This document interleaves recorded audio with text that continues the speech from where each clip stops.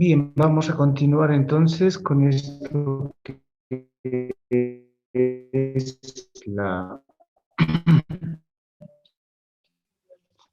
ya habíamos visto esto, ya habíamos también explicado el concepto de lo que es aseguramiento, aunque vamos a ampliarlo, pero abundantemente. Um, y bueno, en todo caso, algunos aspectos como por ejemplo las formas de enfocar cada uno de estos tipos de servicios lo vamos a ver a la luz de lo que significan las normas. Um, por el momento, lo que vamos a hacer es, además de esto que es la historia misma de la auditoría, donde originalmente la auditoría estaba definida como, o provenía del latín audire, que significaba oír, pero que era parte de lo que era la prehistoria. Hoy en día estamos hablando de que el servicio que prestamos es un servicio de aseguramiento y eso lo realizan los contadores públicos profesionales, ¿no? Por eso es que ustedes tienen la carrera de contaduría pública, porque esa carrera ya es multidisciplinaria, ¿no? Mucho más en estas épocas, en esta era del conocimiento y la tecnología, ¿ok? Entonces, algo que es muy importante es que la información de la auditoría en sí, basada en normas internacionales de auditoría, eh, tiene dos características. Uno sobre información histórica y lo otro es sobre información que no es precisamente histórica. ¿Ok? ¿Qué es lo que tenemos que saber distinguir también? O sea, el desarrollo de la auditoría eh, se efectúa sobre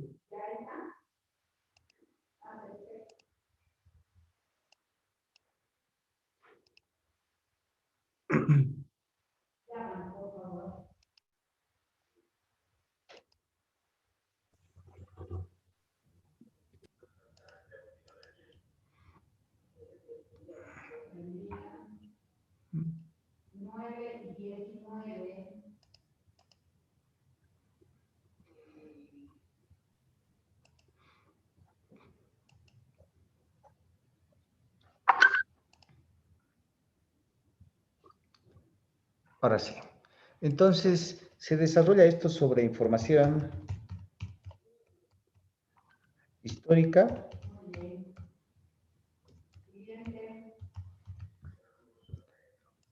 o sobre información distinta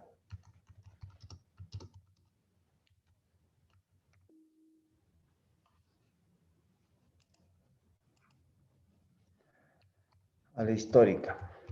¿Ok? Claro está que después existen otros servicios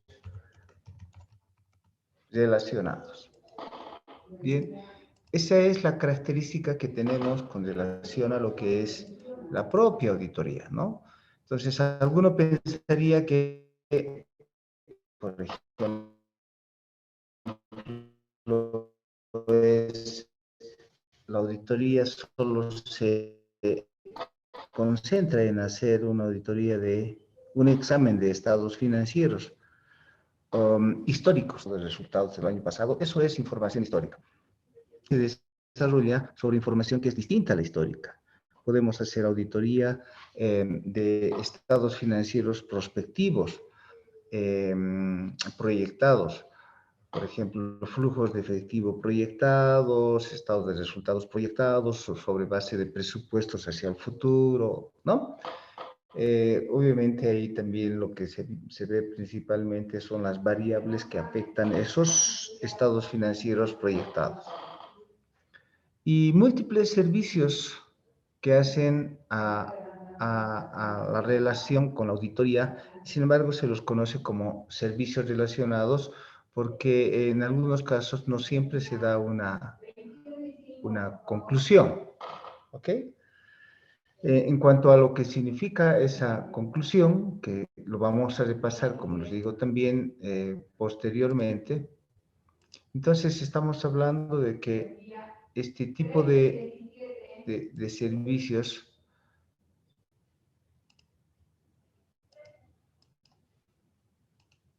un segundito, siguen esperando las personas que entran a último rato. Ok, ahora sí, ¿no?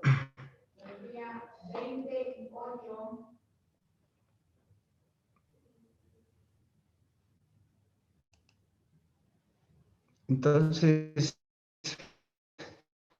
tenemos dos características, ¿no?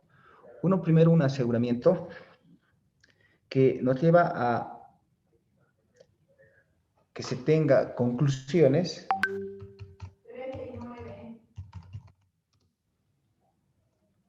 con, que tiene que tener una conclusión, y un servicio de no aseguramiento, y por ende no hay conclusión en el trabajo. ¿Ok? Entonces, eso lo tienen que entender claramente ustedes, porque, o si lo ponen aquí, este es con conclusión, ¿ok? Y este es donde no hay conclusión, ¿ok? Esas van a ser las características fundamentales de lo que significa el aseguramiento. Si le cambiamos un poquito aquí el color, porque no se nota bien.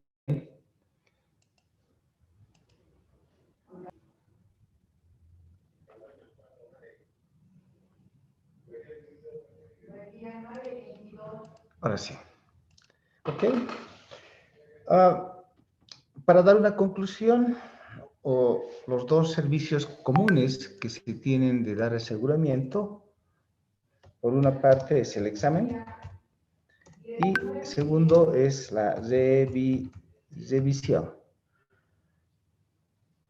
Y en servicios de no aseguramiento hay servicios múltiples, como por ejemplo esto que es la compilación o los procedimientos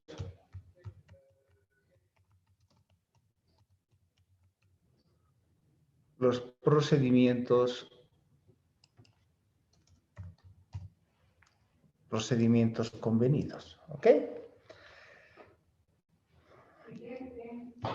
Y bueno, aquí hay otros múltiples, mejor le pondré como 3 y otros, para que no quede restringido.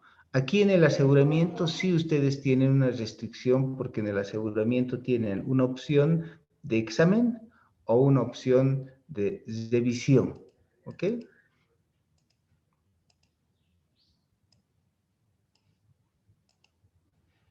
Bien, entonces no olviden que el aseguramiento se puede dar sobre información histórica, sobre información distinta a la histórica, y bueno, y la profesión tiene otros servicios relacionados. Pero dentro de lo que significa aseguramiento, que es el gran desarrollo hoy en día de la profesión, ese aseguramiento que uno puede dar en general es sobre propiamente el aseguramiento, que tiene una característica fundamental, es que en un aseguramiento se da una conclusión. Y hay dos modalidades de aseguramiento, que es el examen o la revisión. En cambio, en el no aseguramiento es información donde no se va, más bien, un informe donde no vamos a tener una conclusión. lo más común es una compilación, lo más común son los procedimientos convenidos, ¿ok? Y otros servicios donde no se dan conclusiones, como las consultorías, asesoría de impuestos, etcétera. Bien.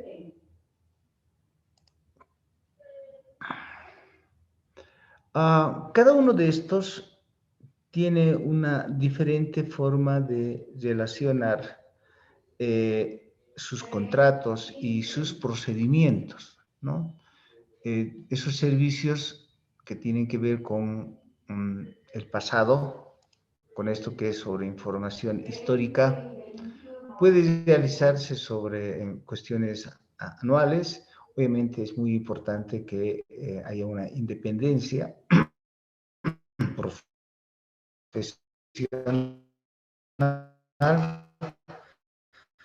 que tiene que ver con varias características de esto que es la independencia, porque no debe ser que uno tenga, sino que también con niveles como de honorarios, ¿no? Si a uno nos, si a uno, algunos de nosotros nos pagan exageradamente honorarios, entonces estamos perdiendo un grado de independencia, porque más que solicitarnos un servicio de auditoría, nos están comprando el servicio. Lo mismo da que los honorarios sean honorarios menores, y que también hace que uno pierda el carácter de independencia, ¿no? Y estos tienen una base fundamental, que son los estados financieros, que tienen una base histórica del pasado, ¿no? Ahora, que puede ser solamente de un propósito general, o esos estados financieros pueden ser de propósitos específicos, ¿ok? Entonces puede tener un propósito general como que puede tener un propósito específico. Por decir, solamente se hace la auditoría del balance de apertura. Pero ¿por qué la auditoría del balance de apertura? Para ver que la empresa obviamente hubiera efectuado la apertura inicial correctamente, pero al mismo tiempo para presentar a Fundaempresa, para las inscripciones a otros lugares, de tal manera de que dé el aseguramiento de que todas las transacciones iniciales están. Pero ese sería un propósito especial. En cambio, cuando se trata de distribuir el informe de auditoría a múltiples usuarios, entonces normalmente el propósito general nos lleva a tomar estados financieros de propósito general bajo un marco de referencias de propósito general, que en este caso es hablar de las NIF, o hablar de normas de contabilidad generalmente aceptadas, las USGAP, etcétera, ¿no? Los usuarios son múltiples. Los usuarios suelen ser múltiples. En muchos de los casos, esos usuarios son anónimos, ¿ok? Entonces, hoy en día, con las características que tenemos, es que en esto, si no estamos hablando de una relación del auditor con múltiples usuarios de su informe, en general el público, ¿ok?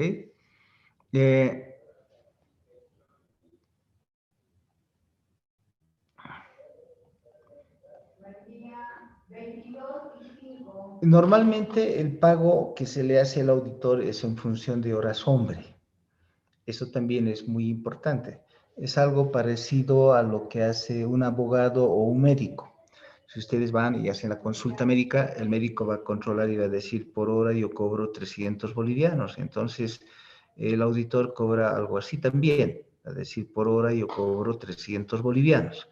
Depende del grado que se tenga de la estructura profesional. ¿Ok? Y en todo caso, todo depende además de esa jerarquía profesional que enseguida la vamos a empezar a ver, ¿no? Bien, todo lo que significa el ejercicio profesional del auditor es un acto de buena fe, ¿ok? Es una financieros en una auditoría común, una auditoría de estados financieros bajo normas internacionales de auditoría, desarrolla un acto de buena fe. Ese acto de buena fe quiere decir que en ningún momento va en busca de cuestiones de fraude o situaciones de ese tipo. Simplemente va a hacer una especie de, va a dar una especie de conclusión sobre la razonabilidad con que presentan los estados financieros. ¿Ok? Bien, nos vamos a salir de este contexto y vamos a entrar ya al concepto de lo que significa la auditoría en sí.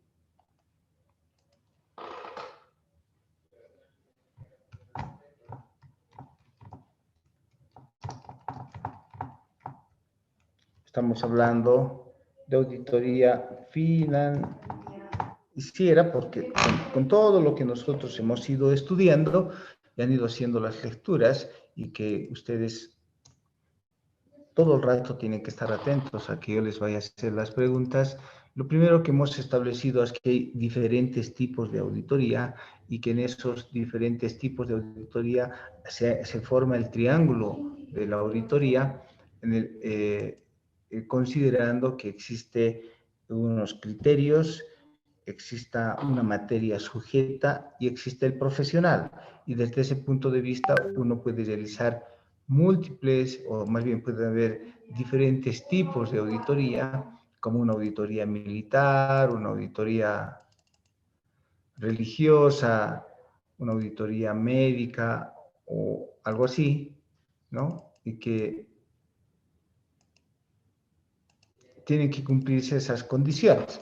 Pero para que exista una auditoría financiera, el triángulo hace a que tengamos primero el contador público profesional. Por otro lado, los criterios son normalmente las normas de contabilidad generalmente aceptados en la preparación de esos estados financieros. El criterio hace a las normas internacionales de información financiera. Y el tercer elemento del triángulo es el objeto. ¿Qué se va a auditar? Porque si no se tiene el objeto de qué se va a auditar, entonces no hay auditoría. Entonces el tercer elemento suele ser los estados financieros, aunque no solamente es información histórica, sino la información puede ser también información no histórica. Bien, vamos a desarrollar entonces primero la definición basada en el objeto de lo que es la auditoría.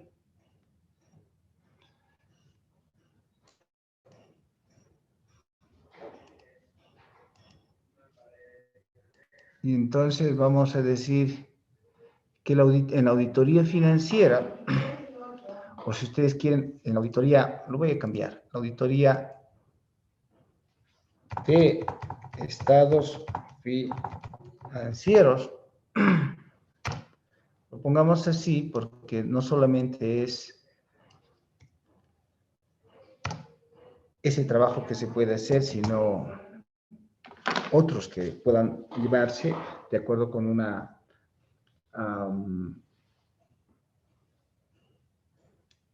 información que vaya a ser no histórica también, ¿no?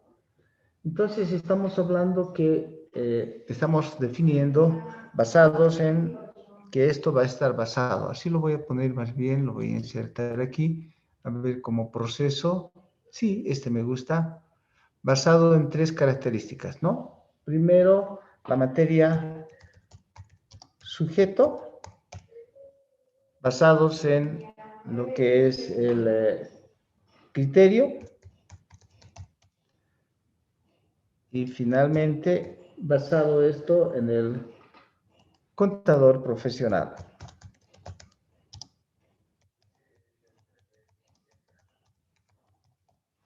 ¿Ok?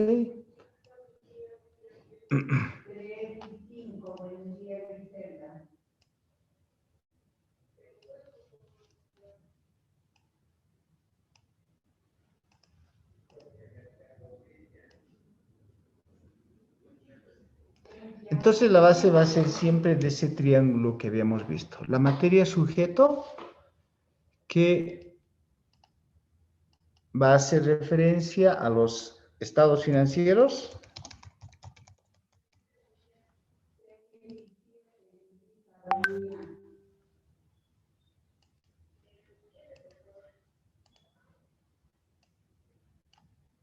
¿Ok? Que lo vamos a dejar así. El criterio que va a tener que ver con las NIF o las normas de contabilidad generalmente aceptadas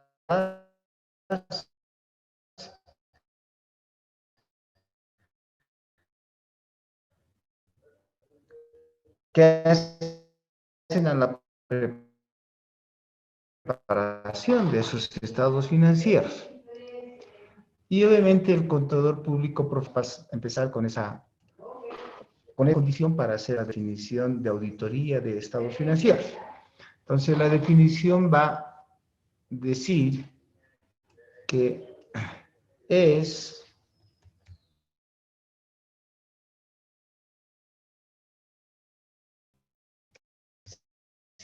de financieros con el propósito de emitir una opinión acerca de su presentación razonable. ¿Ok? Bien. Entonces, de manera general, vamos a tomar este concepto.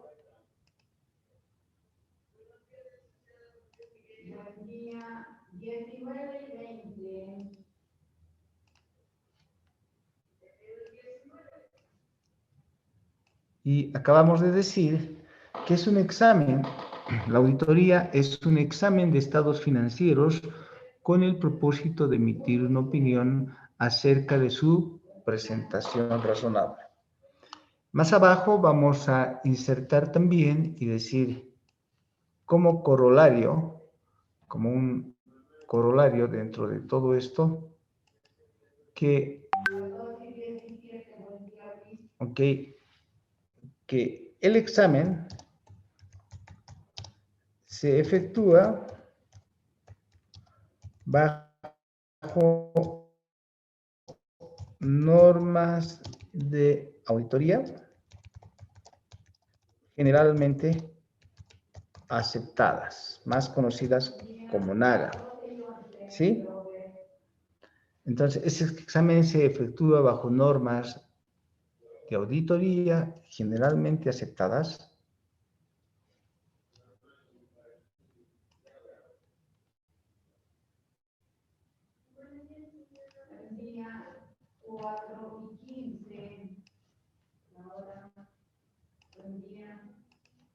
¿Ok?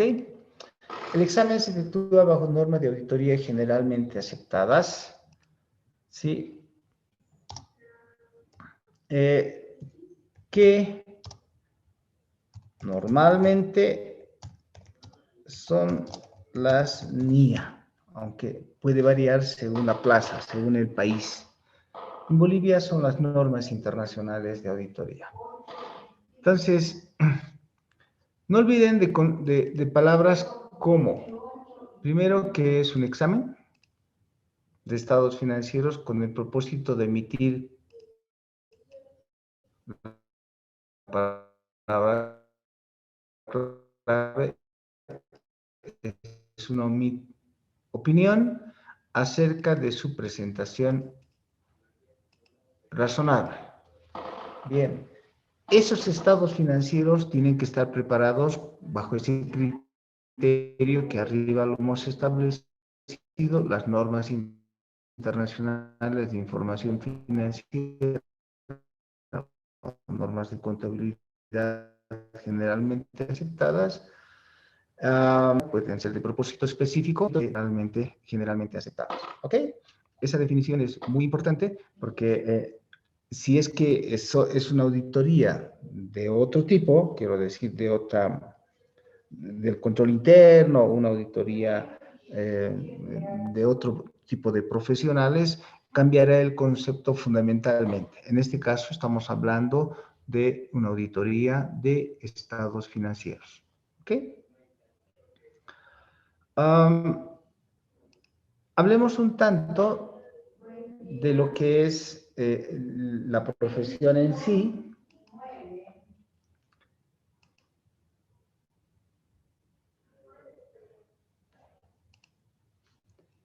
Y vamos a definir qué es la estructura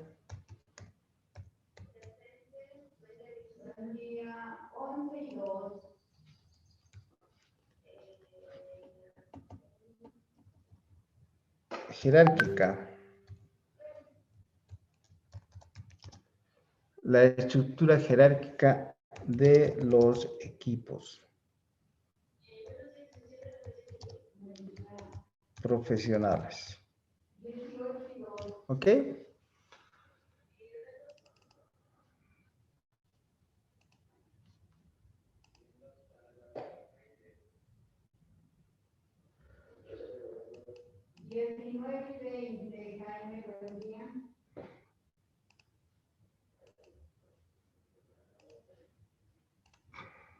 Bien.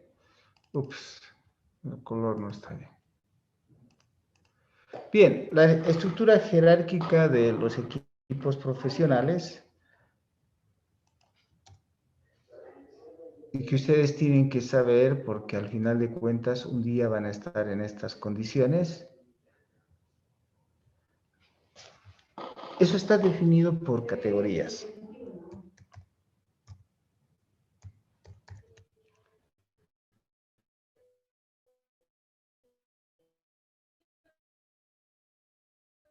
Está definido en función de la responsabilidad. Entonces, aunque los niveles de responsabilidad son claros de acuerdo a esta jerarquía, vamos a insertar una flecha, no, una de aquí, esta.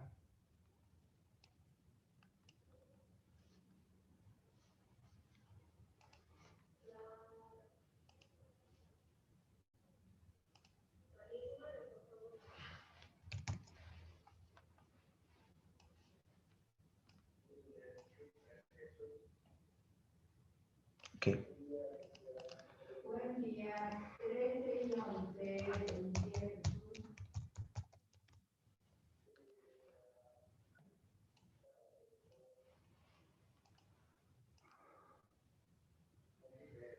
Ups, no está bien eso, ¿no? El formato de la fuente, ojalá pueda cambiarla. Y si no, lo voy a hacer de otra manera. Estilo de la fuente, no.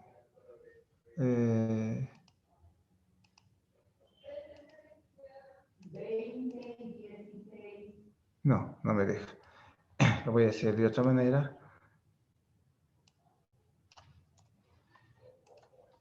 Entonces, todo esto está basado en lo que es, ya les decía, la responsabilidad.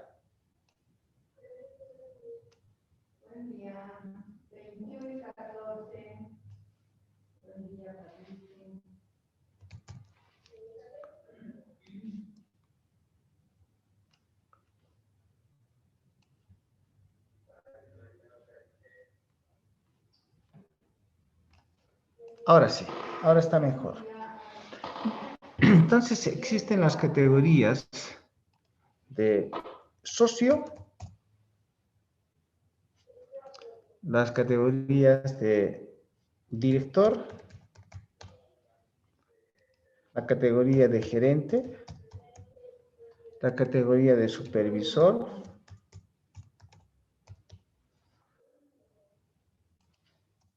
la categoría de auditor senior, la categoría de semi,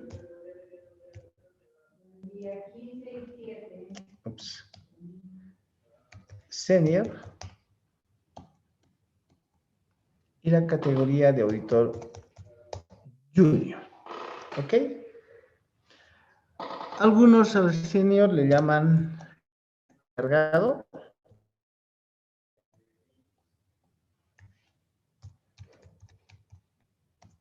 Un día ustedes van a lograr seguramente esa categoría.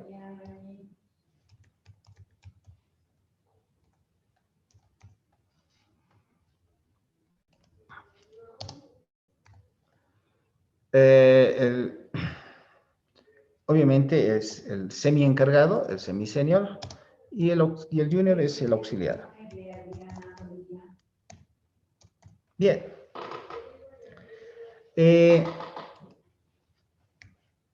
Los años esperados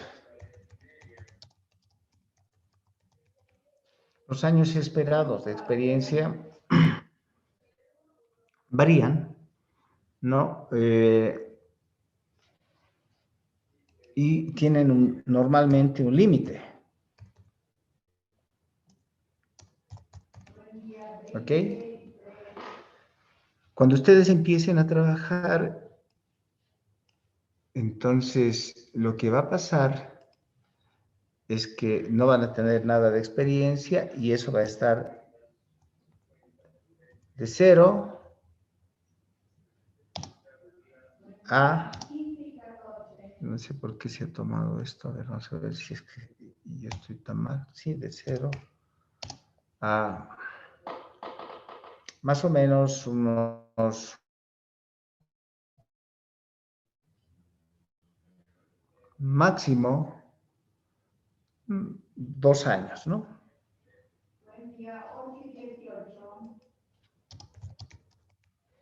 ¿Ok?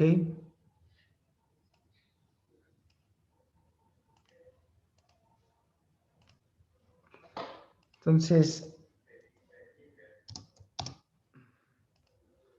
eso va a ser más o menos de 0 a 2. Su límite, obviamente, es el 2 años. Un semi-senior normalmente está entre 1, ¿ok? a 3 años, ¿sí? Su límite, obviamente, es 3 años. Un auditor senior más o menos está entre 2 a, yo diría, unos 5 años. Su límite es 5 años. Un supervisor puede estar entre 4 hasta, yo diría, unos 6 años. Su límite debe ser algo así como 6 años. Un gerente estará más o menos entre 5 a 10 años. Su límite serán 10 años. Un director debe estar más o menos entre unos 8 a 15 años. Su límite es 15 años. Y un socio puede estar seguramente de 10 años adelante. Aunque tiene un límite, normalmente es de 65 años. ¿Ok? No sé si me entienden la condición. Mejor les explico. En las empresas, primero esta jerarquía es una jerarquía, primero lo vamos a poner aquí,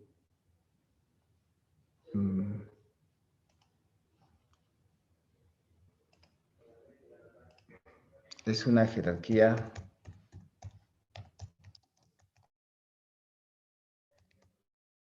militar.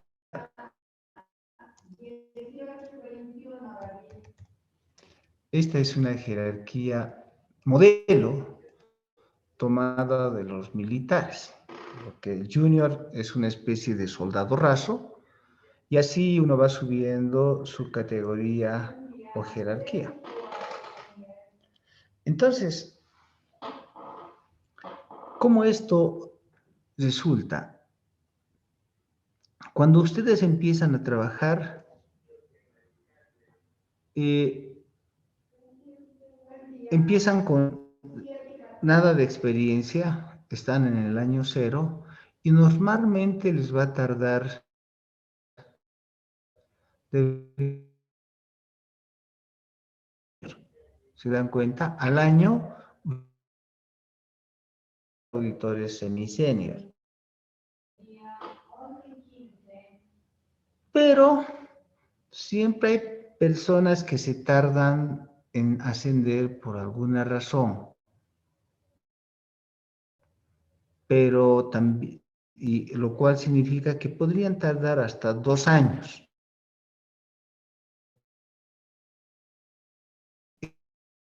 Son los 2 años. No han ascendido a auditores semi-senior, que hay algún problema.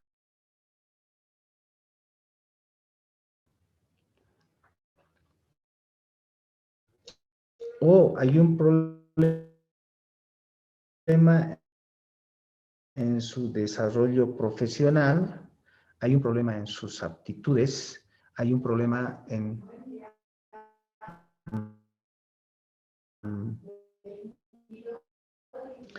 los principios, código de ética. El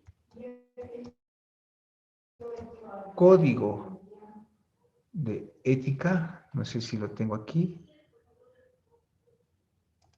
No, este es de los auditores internos.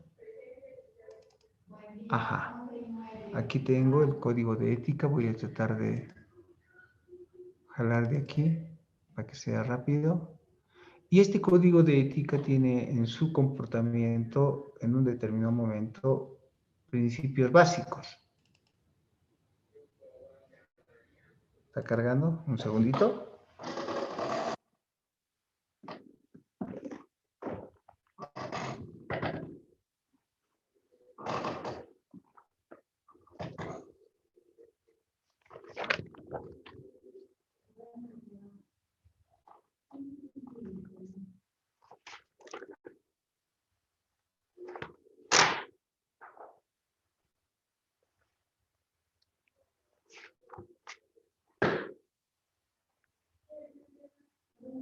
A ver, ya tiene que haber cargado. No sé por qué no está cargando esto.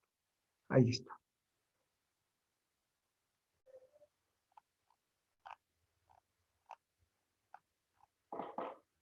Entonces, este código de ética, en su primera parte, tiene los principios fundamentales. Y esos principios fundamentales, a ver, vamos a buscarlos. Ahí está. Tiene que ver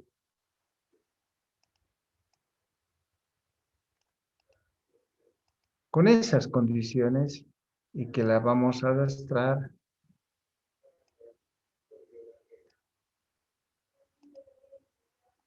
¿Ok? A ver, lo pongamos por aquí.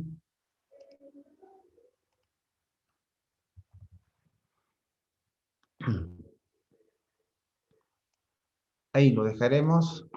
Tiene que ver con que el profesional sea íntegro, o sea, franco y honesto.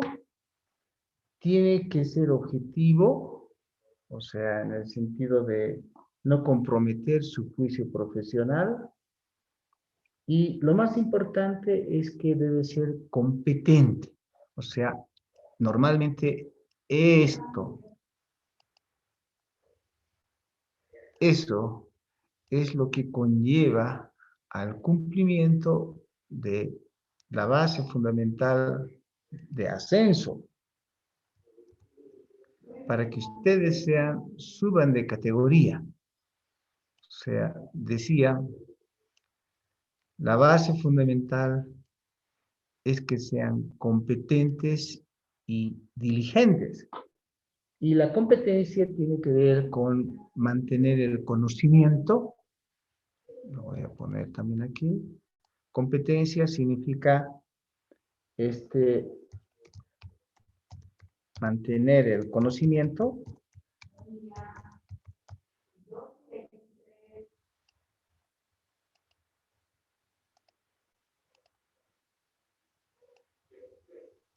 Bien. Y lo otro es actuar con diligencia.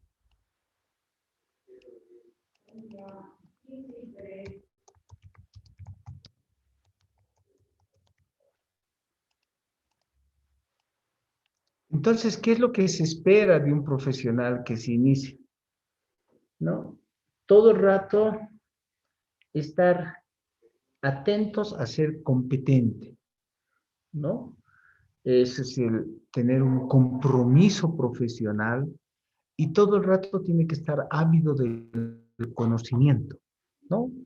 Adquirir nuevos conocimientos de normas contables, nuevos conocimientos de procedimientos de auditoría,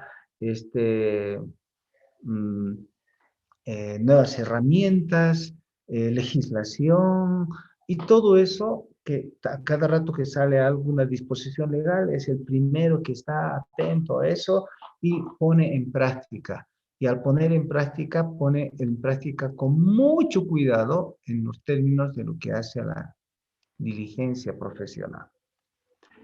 Entonces, ¿qué resulta ser el hecho de que les diga, en un determinado momento es muy importante que ustedes consideren que si empiezan como auditores junior en el año 0, se espera que ya sean auditores semi-senior el año 1. Ya estamos atentos a que en el año 1 ya hayan subido de categoría. Y la pregunta es, ¿por qué no subieron de categoría? Y la respuesta va a ser, es porque todavía no es competente, porque todavía no adquiere ni mantiene el conocimiento. Entonces, eso va a ser adquirir y mantener el conocimiento, ¿no? El adquirir y mantener ese conocimiento de tal manera que sea ávido, pues, porque quiere ser cada vez mejor, quiere hacer la auditoría de mejor manera. Y eso también se hace con que uno tenga que ser cuidadoso, puntilloso. Por eso es que el auditor tiene una característica, inclusive es inquisitivo. Eso hace una diligencia profesional. Ahora, si es que la persona, llegado al límite de 2 años, ¿ok? De 2 años, no logra subir a semi-senior, entonces lo que normalmente se hace es decirle, tú no tienes ganas de ser auditor porque eso de adquirir y mantener conocimiento y actuar con diligencia tiene que ver con la pasta profesional, ¿ok? O sea, el carácter de la persona tiene que ver con que uno es apto para la auditoría.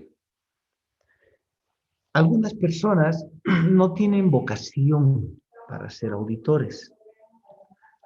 Quiero decir, son contadores públicos, tienen aptitudes y tienen vocación para ejercer la contaduría pública, pero no para auditores. Pueden ser contadores generales, les gusta un poco más los archivos, les gusta más hacer asientos contables, etc. En cambio, el auditor tiene una característica especial, es analítico. Todo el rato lo ve con un doble o triple sentido de las cosas, detecta los problemas, pero de manera inmediata. ¿sí? Solo mira los estados financieros y dice, aquí hay un problema. Tiene una especie, un olfato profesional especial. Huele y dice, aquí yo creo que hay algo que me llama la atención. Entonces, ese es un auditor que tiene ciertas aptitudes, ciertas características, cierta vocación. Y hay algunas personas en su aprendizaje que no les gusta eso. No les gusta ser pacientes, hacer analíticos, estar todas las noches pensando. No, hay ciertas personas que les gusta terminar a las 6:30, irse a su casa, a dormir, descansar, pasear, lo que sea. No, una pasta de auditor es algo diferente. Es una persona que no descansa. Está durmiendo o se echa a la cama y duerme y se sueña y le da pesadilla del problema que todavía retiene en su mente. ¿Sí? Su sexto sentido le está diciendo algo más y 3 de la mañana se despierta y dice, claro, este problema. Se duerme con los problemas. Y eso es así. Entonces, eso requiere una característica especial del profesional. Mm, por eso es que el auditor es una especie de oso panda, ¿no? Están en extinción, son seres extraños, ¿no? No son extraterrestres, pero son extraños. Y si eso no lo logra en el primer año el auditor junior, es mejor que a los 2 años porque sabemos que va a pasar 2 años, 3 años, 4 o 5 años y va a seguir queriendo ser auditor junior porque no va a poder. Entonces es mejor que pase a otro rubro de la profesión, que pase a ser oficial de créditos, que vaya a ser contador general, que sea experto en impuestos, ¿no? Porque tiene muchas opciones. No se ha muerto la persona porque tiene unas aptitudes diferentes. En ese momento llega el límite de 2 años y se le dice nomás, o pasas a esta área o, ¿sabes qué? Tienes que salir de la firma y normalmente es despedido. ¿Ok? Entonces hay que aferrarse para ser profesional. Y lo mismo ocurre cuando ya llegan a ser mis seniors, tal vez al primer año, ojalá, no necesariamente tienen que llegar al límite de 2 años, sino cuanto antes mejor. Igual, más o menos, tiene que estar entre 1 y 3 años. Si al tercer año no pasó a ser auditor senior, es igualito, se descubre que tiene ciertos problemas profesionales en cuanto a lo que significa actuar con diligencia o ser competente, adquirir y mantener conocimiento a la luz del código de ética. Si al cabo de los 3 años no logra subir a senior, entonces hay que decirle nomás, pásate a otra área, etcétera, o finalmente despedirlo. Cuando pasa a ser senior, ojalá pase a ser senior a los 2 años, eso quiere decir que es un excelente profesional, porque pasar a los 2 años, da nomás, tiene el mérito, esa persona le ha puesto empeño, ha sido diligente, ha adquirido más conocimientos y todo el rato ha habido una auditoría, ¿no? Entonces, ya eso le puede durar entre 2 y 5 años porque la categoría senior hacia adentro tiene el encargado es Senior A, Senior B, Senior C. Y tiene un plazo máximo porque cuando ya llega a los 5 años y sigue siendo senior, ya hay que preocuparse. Porque ya a los 4 años más o menos ya debería ser supervisor. Y la categoría de supervisor debería estar hasta los 6 años. Y ya es posible que ya llegue a ser gerente a los 5 años y estando gerente a los 5 años, obviamente ya tenga el potencial para ser director y teniendo el potencial de ser director ya puede ser inclusive socio, ¿no? Que es el tipo que en todo caso tiene la mayor experiencia, se supone que por la experiencia es el más sabio y así, ¿no? Esa es la situación. Preguntas.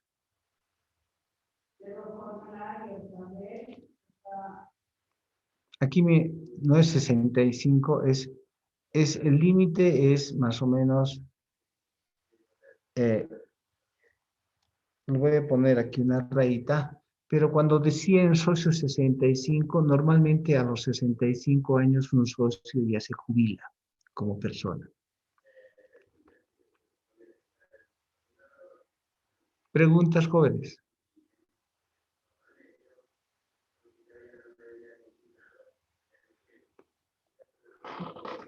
Esta estructura la mantienen las diferentes firmas auditoras. Veamos. Primero vamos a hablar de un poco de historia de las firmas auditoras. ¿Ok? Entonces, digamos aquí,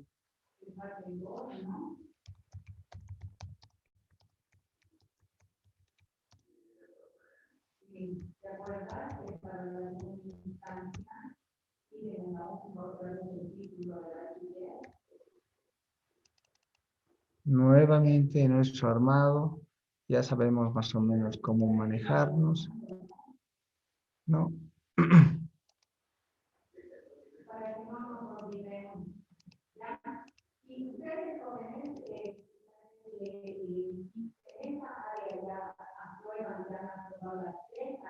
Bien. Ustedes saben, si han averiguado como parte de lo que quieren lograr en esta profesión, ¿no? Han averiguado cuáles son las firmas auditoras más importantes en el mundo en este instante.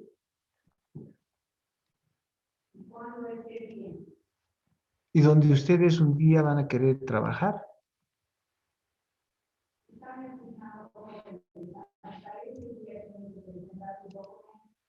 ¿No?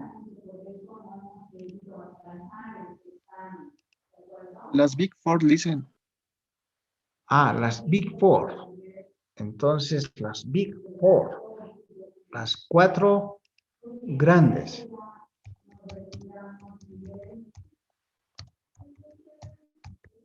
Las 4 grandes.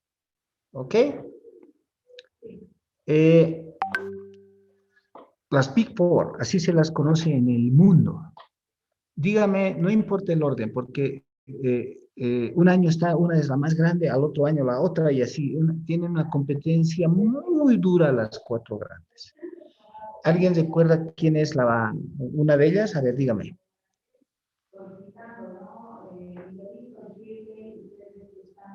KPMG, listen. Una es KPMG, enseguida vamos a ver sus historias. Deloitte. Ajá, Deloitte Touch Tomatsu. Pricewaterhouse. PricewaterhouseCoopers. ¿Y la cuarta cuál es?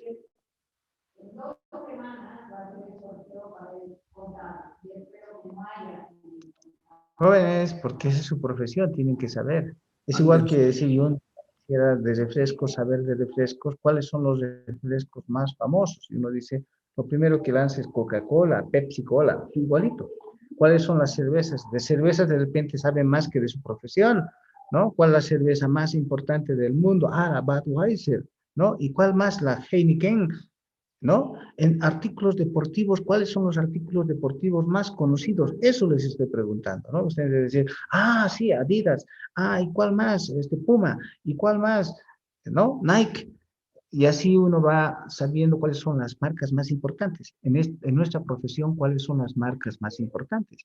KPMG, Deloitte Touch Tomatsu, PricewaterhouseCoopers, ¿y cuál es la otra marca que un día quieren tener ustedes un sello en la frente? ¿Cuál es?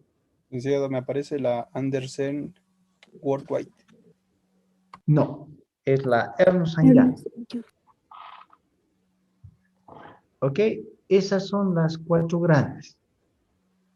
En realidad, voy a hacer partir. Estas son las 4 grandes. Si ustedes quieren, al 2021. ¿Está bien? Eso es, son las 4 grandes al 2021. Pero La historia también establece que estas firmas auditoras se han evolucionado en el tiempo y digamos, la historia de las firmas auditoras hasta los años 90, así le voy a llamar yo. Y no eran las cuatro grandes. ¿Cuántas eran hasta el año 90? 8. 8, dice. 8. Las ocho grandes.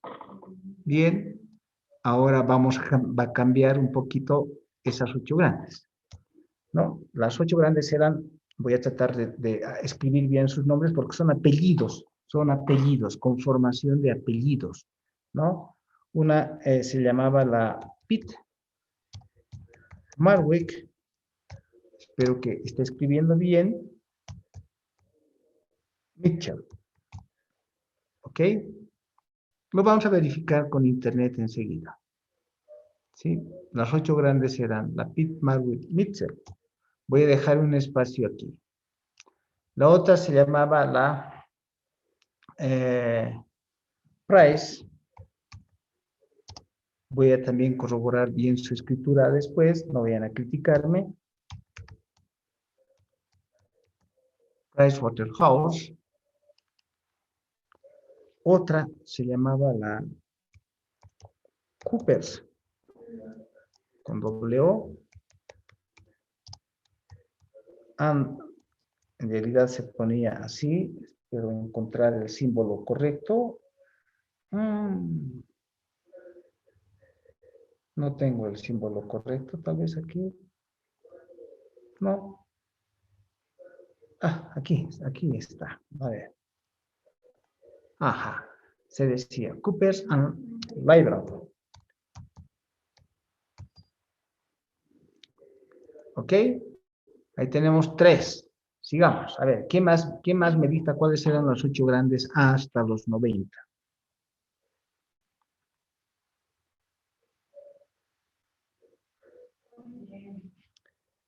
Ernest y Young, licenciado. No, esa es la última. Esas son de las 4 grandes actuales. En los 90 no se llamaban así. Claro, ¿no? Era la Ernst. ¿Sí? Igual, Ernst Young. No, estoy mal. Era la Arthur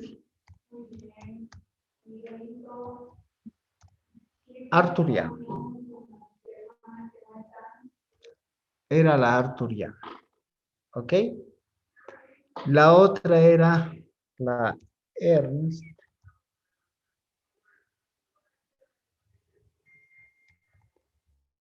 and Ernst.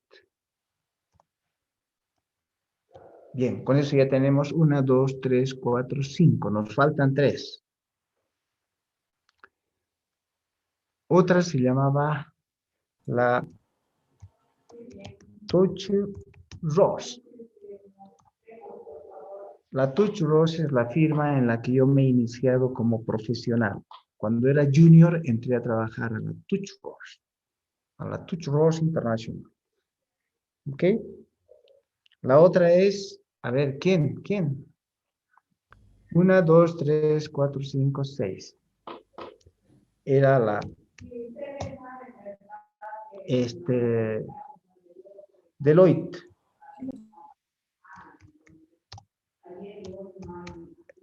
Vamos a revisar la escritura. No estoy bien por sus apellidos. Haskins and Sellers. Vamos a revisar la escritura. Entonces, 1, 2, 3, 4, 5, 6, 7. ¿Cuál es la última de las 8 grandotas? Una que quebró, que es parte de la historia que nosotros vamos a ver. Se llamaba la Arthur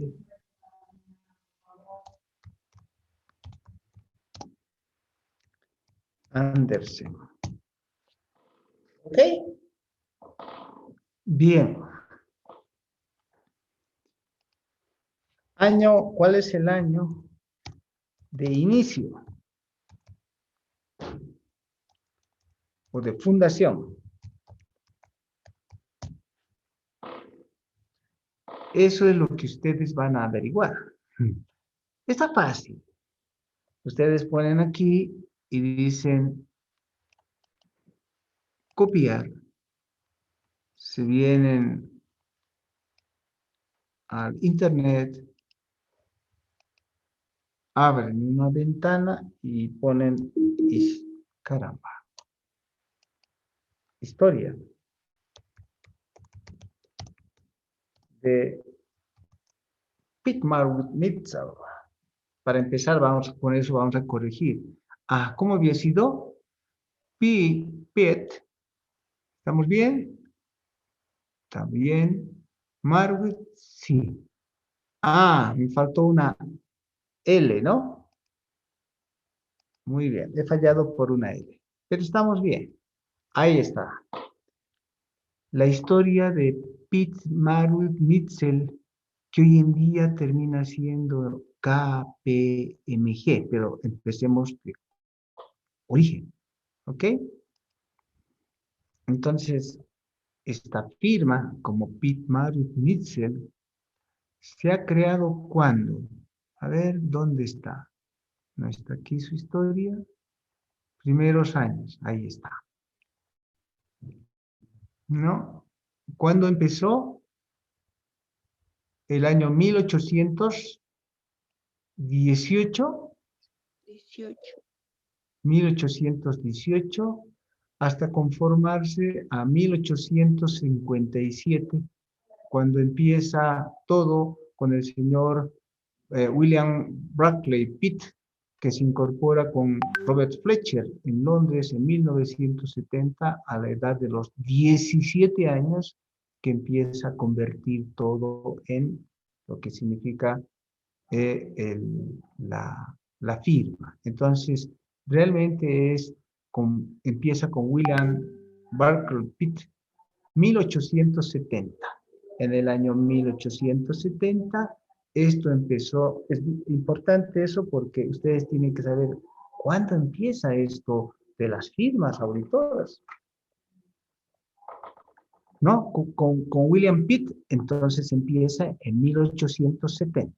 Bueno, y podemos seguir en la historia de todo lo que es la Pitt Marwick, ¿no? Porque después se fusiona con el señor James Marwick, ¿no? Y con el otro señor que se llama Robert Mitchell. Entonces forman la empresa Pitt Marwick Mitchell, que son 3 personas, ¿ok?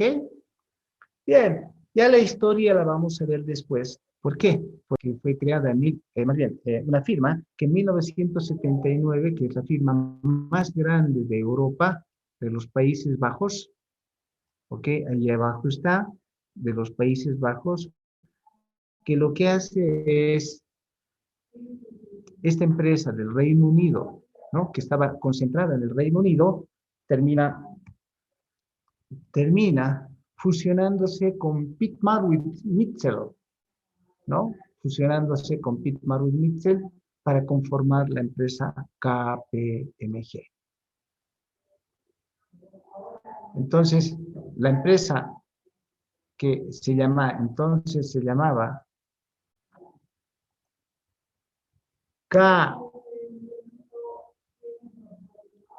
KMG, ¿no?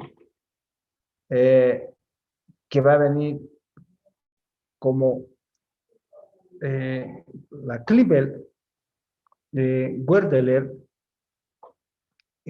más el PIT se va a convertir en KPMG. Pero después, ahorita vamos con las 8. Primero,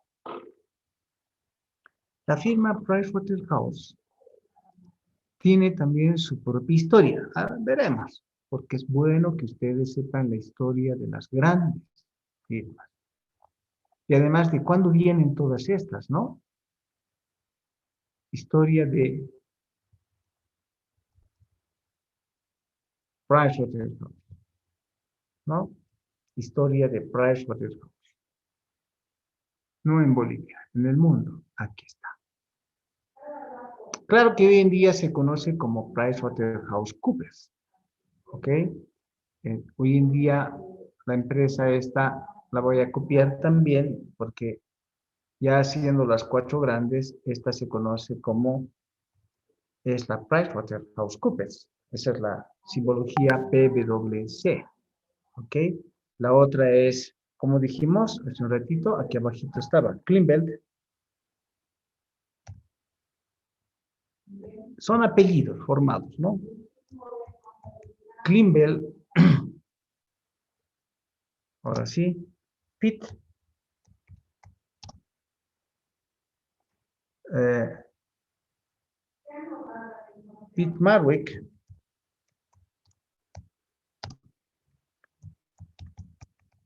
Weatherford. Así es, la KPMG. Enseguida vamos a descubrir qué pasa con la de Deloitte Tomaso. Pero vamos, la Pricewaterhouse tiene también su historia. A ver, veamos cuándo. Sí, la Pricewaterhouse se ha creado, bueno, es como una parte de las cuatro firmas grandes, como dice aquí. Entonces, las firmas operan en tantos países, ¿no? En la firma actual. Vamos, ¿cuándo se ha creado? ¿Alguien mira?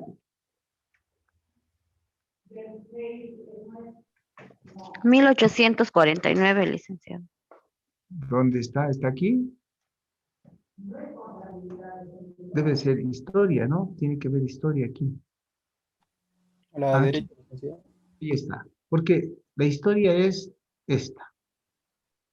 1849, el señor Price, ¿no es cierto?, funda una empresita chiquitita en Londres y después seguramente con otra persona se fusiona, que debe ser otro apellido, que se lleva en 1890 y forman en el Reino Unido a Pricewaterhouse. Entonces, originalmente esto es de 1849.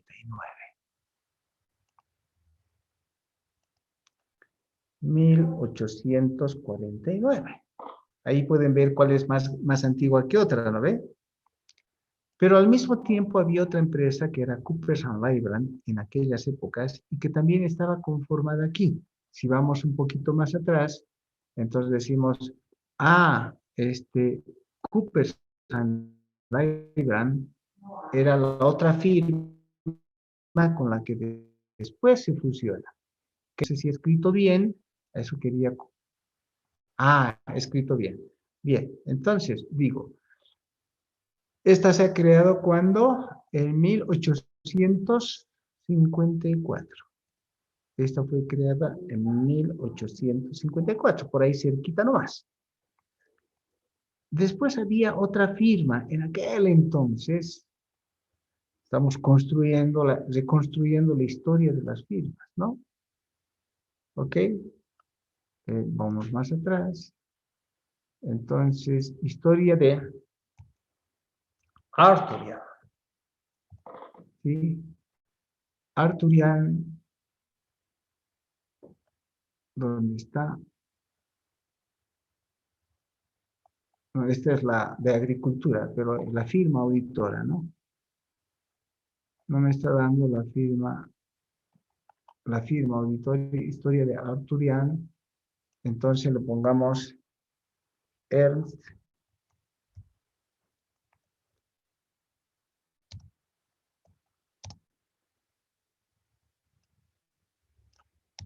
Le pongamos así en cuanto a historia.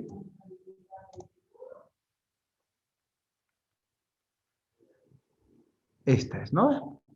Esta es. Veamos otra vez en Wikipedia. Igualito que las demás, ¿no es cierto? Vamos a saber su historia. Otra vez dice que son competencia de KPMG, etc. Esta es Ernst & Young, qué sé yo, viene donde está de Arthurian. Ahí está, ¿ven? Arthur con H intermedia. ¿Cuándo fue creada? ¿Alguien que ubique?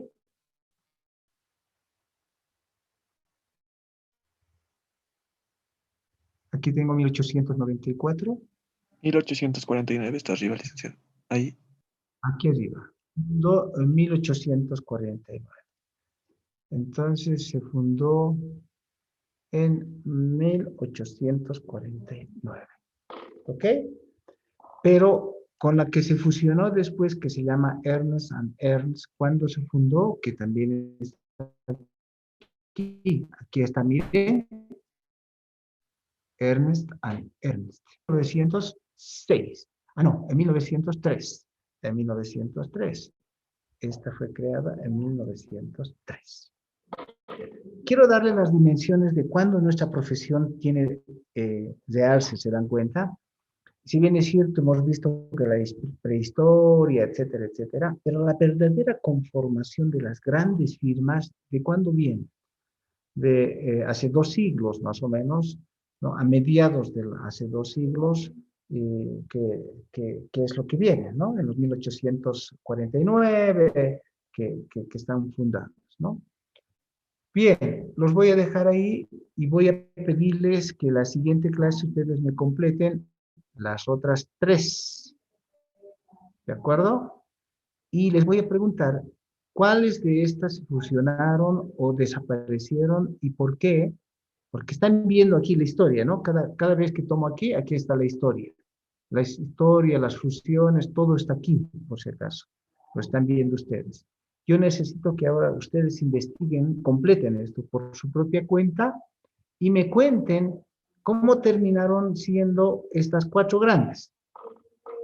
¿Cómo terminó siendo las 4 grandes? Hoy en día solamente son las 4 grandes, las Big Four llamadas así, y después un poco me cuenten la segunda línea, porque hay una segunda línea de firmas, y me digan cuáles son las, es trabajo, mejor, lo anoto aquí, porque ustedes de repente de palabra no lo van a hacer. Me entregan en una hojita el trabajo, saben que lo tienen que colgar el trabajo hasta un minuto antes de entrar hasta un minuto antes de entrar a la clase. Entonces, ¿no? Es cuáles fueron las funciones para conformar las 4 grandes, ¿no? Esa es primera pregunta. ¿De acuerdo? Después necesito saber el ranking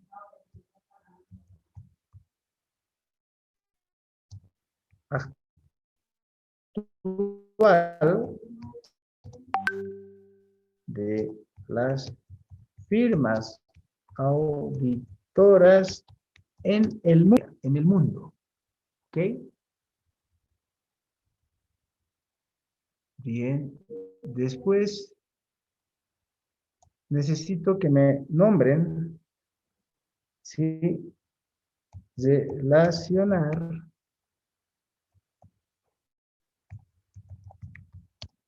las siguientes 10 firmas auditoras en el mundo.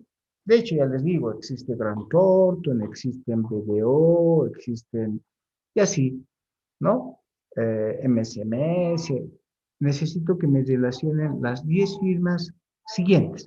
O sea, ya descarten a las 4 y aumenten unas 10 más en el mundo. ¿Ok? Después necesito que me digan en la siguiente hoja, todo en 2 hojitas nomás. No quiero muchas, 2 hojas. Primera y segunda hoja, ¿no? Que me pongan en la segunda hoja qué pasó con Arthur Andersen. ¿Ok? ¿Qué pasó con Arthur Andersen? ¿Dónde están pues mis interrogantes? Aquí está. Esta debe ser.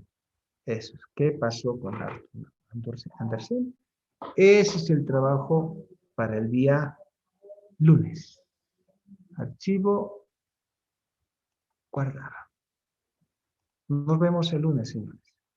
Bueno, obviamente voy a hacer preguntas sobre esto, sobre su propio trabajo, siempre para calificación. Siempre para calificación de nota. Todo el rato estoy aumentándoles las notas o dejándoles en cero. ¿Ok? Nos vemos el día lunes. Gracias. Hasta luego, Lice. Hasta luego.